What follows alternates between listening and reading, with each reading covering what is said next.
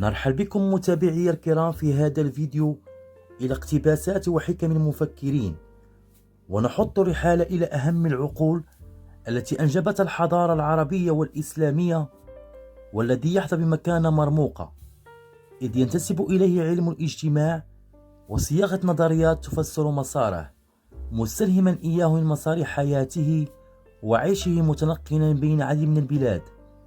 ولا تزال نظرياته تدرس في زماننا ويحلل بها واقعنا، وهذا هو سر اهتمام العالم الغربي والعربي بإرثه. وإليكم متابعي الكرام ثلة من اقتباسات وحكم ابن خلدون، حيث تتجه إلى العقول لتنويرها وتطوير الذات وتغيير نظرتك للحياة، فابقوا معنا.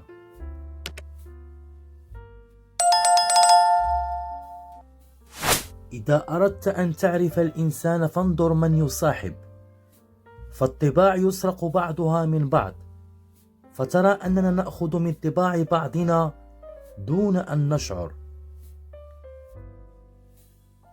قد لا يتم وجود الخير الكثير إلا بوجود شر يسير.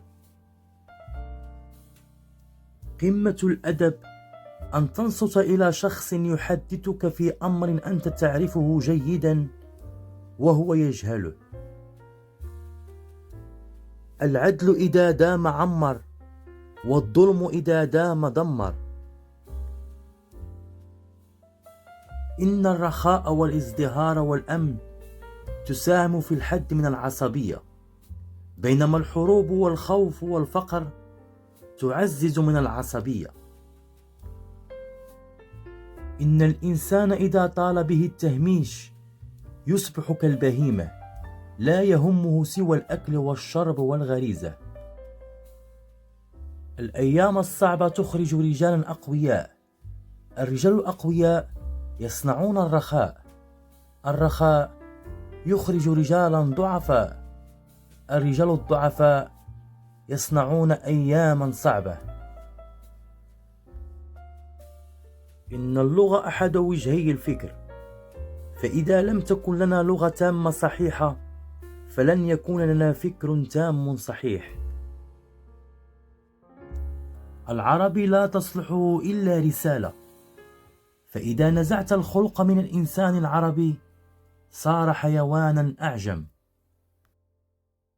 للبقاع تأثير على الطباع، فكلما كانت البقعة من الأرض ندية مزهرة أثرت على طبع ساكنيها بالرقة.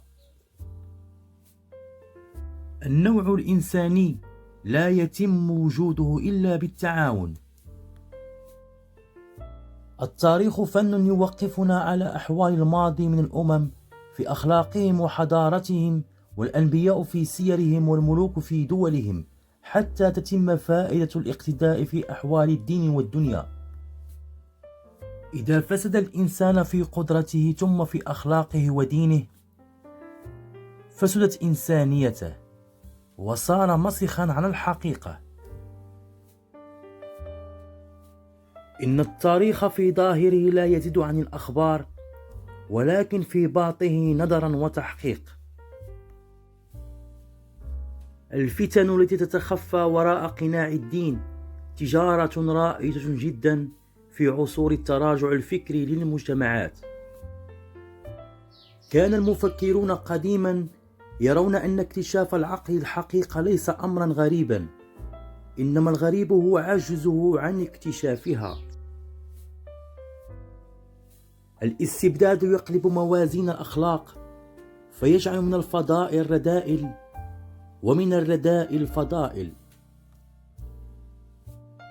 سوف يأتي اليوم الذي تشرق فيه الشمس عن الأحرار فقط، أولئك الذين لا سيد لهم سوى عقلهم. من يقرأ القليل في الفلسفة يتجه بأغلب الأحوال إلى الإلحاد، ومن يقرأ الكثير منها يتجه للإيمان بكل حال من الأحوال. الصراعات السياسية لا بد لها من نزعة قبلية أو دينية لكي يحفز قاداتها أتباعهم على القتال والموت، فيتخيلون أنهم يموتون من أجلها.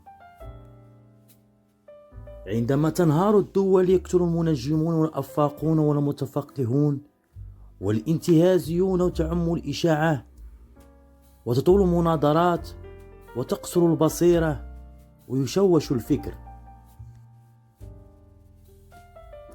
الظفر في الحروب إنما يقع بأمور نفسانية وهمية، وإن كان السلاح والقتال كفيلا به. لذلك كان الخداع من أنفع ما يستعمل في الحرب ويظفر به. الشعوب المقهورة تسوء أخلاقها. أن يكرهك الناس لصراحتك خير لك أن يحبوك لنفاقك. شعور الإنسان بجهله ضربا من ضروب المعرفة. يوزن المرء بقوله ويقوم بفعله. إذا رأيت الناس تكثر الكلام المضحك وقت الكوارث فاعلم أن الفقر قد أقبع عليهم، وهم قوم بهم غفلة واستعباد ومهانة، كمن يساق للموت وهو مخمور.